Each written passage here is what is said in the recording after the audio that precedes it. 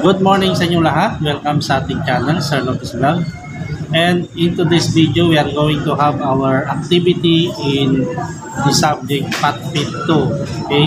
Exercise-based fitness activities. So, ang activity natin ay tungkol sa 5 movement competency screening.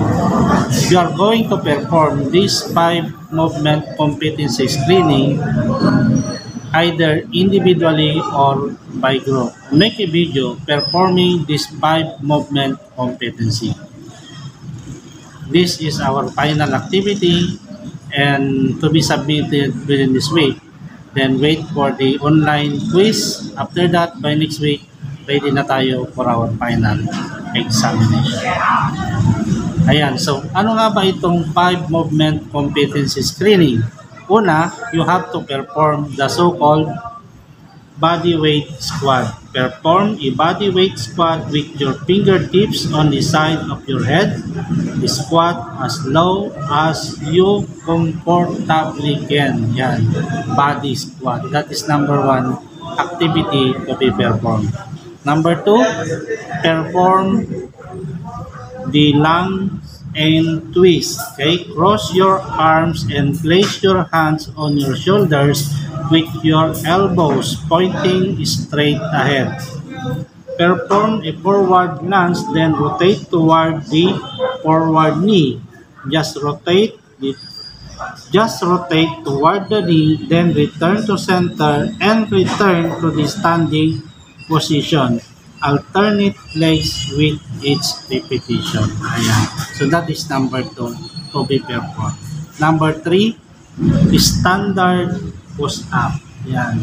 Okay. You have to perform standard push-up. There is no specific number of repetition that you. There is no specific number of push-up as long as you can. Okay. Perform a push-up that you comfortably can. Okay, there is no specific number. You can get 5, 10, or whatever you can perform, or whatever number that you can perform this activity. Next is number 4, bend and pull start. With your arms straight overhead, bend forward, allowing your arms to drop under your trunk. Pull your hands into your body as if you were holding onto a bar and performing a barbell rowing exercise.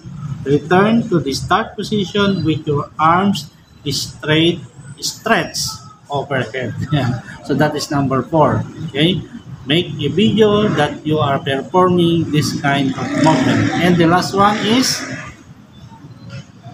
single leg squat. Yeah, perform a single leg body weight squat with your fingertips on the side of your hands and the non-stance leg position behind the body.